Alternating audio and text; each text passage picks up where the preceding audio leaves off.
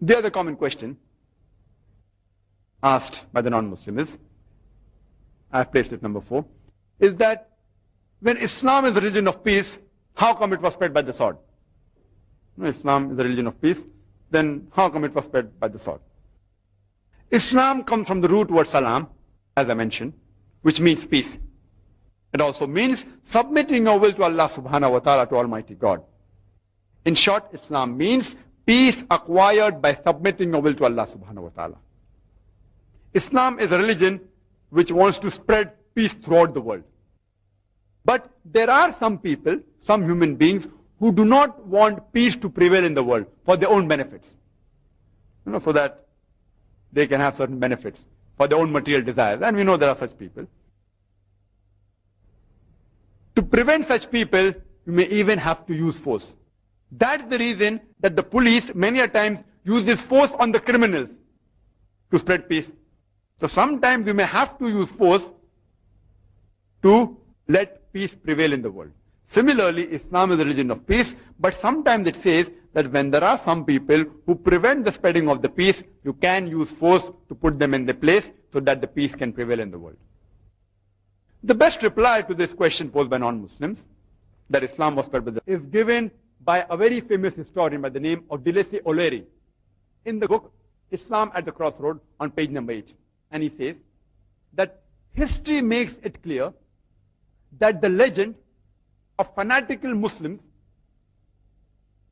sweeping across the world, forcing Islam at the point of the sword over conquered races, is the most fantastically absurd myth that historians have ever repeated. We Muslims, we ruled Spain for about 800 years. We didn't use the sword. Later on, the Crusaders came and they wiped out the Muslims. There was not a single Muslim who could openly give the adhan. We didn't use the sword. We Muslims, alhamdulillah, we were the masters of Arabia for the past 1400 years.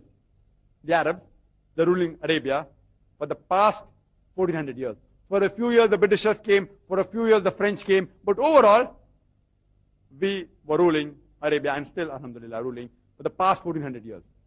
And do you know today, there are 14 million Arabs who are Coptic Christians. If the Muslims wanted, we could have converted each and every Arab at the point of the sword. These 14 million Coptic Christians or Arabs, they are bearing witness that Islam wasn't spread by the sword.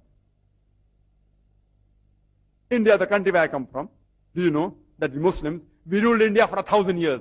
If we wanted, we could have converted each and every non-Muslim at the point of the sword. But we didn't do it. Today, there are more than 80% Indians who are non-Muslims. These 80% non-Muslim Indian, they are giving shahada. They are bearing witness that Islam wasn't spread by the sword. Today, the country which has the maximum population of Muslims is Indonesia. I am asking you the question, which Muslim army went to Indonesia? Which Muslim army went to Malaysia? Which Muslim army went to the east coast of Africa? Which sword? Thomas Carlyle, who is a famous historian, he gives the reply. Sword. Indeed it is the sword.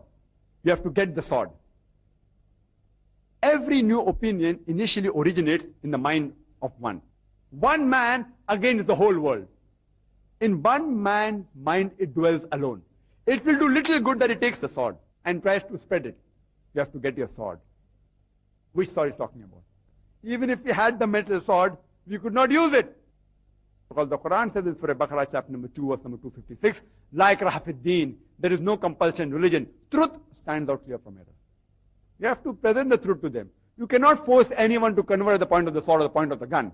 You have to present the truth. If they accept it, alhamdulillah. If they don't accept it, no problem. The sword which Thomas Carlyle is talking about is the sword of the intellect. As the glorious Quran says in Surah Nahl, chapter number 16, verse number 125, Udu ila sabili rabbika bil hikmah, wal mawzit al hasna, wajadilum billati ahsan. That is, invite all to the way of thy Lord with wisdom and beautiful preaching, and argue with them, and reason with them in the ways that are best and most gracious. It is the sword of wisdom, sword of hikmah, sword of intellect. There was an article which came in the Plain Truth magazine. It was a reproduction of an article which came in the Reader Digest Almanac, yearbook 1986, and it gave the statistics of the increase of the major world religion between 1934 to 1984. In the span of 50 years, it gave the increase of the major world religion. Number one was Islam, 235%. Christianity, only 47%. I am asking the question, which war took place between 1934 and 1984, which converted millions of people to Islam? Which war? Which war? Today, the fastest growing religion in America is Islam. The fastest growing religion in Europe is Islam. I am asking you, which sword is asking these Westerners to revert to Islam? Which sword? Who is forcing them today? The fastest growing religion in America and Europe today is Islam. Dr. Adam Pearson says, he gives a very good reply, that people who worry that one day nuclear weaponry will fall in the hands of the Arabs, they fail to realize that the Islamic bomb has already been dropped. It fell the day Prophet Muhammad, peace be upon him, was born.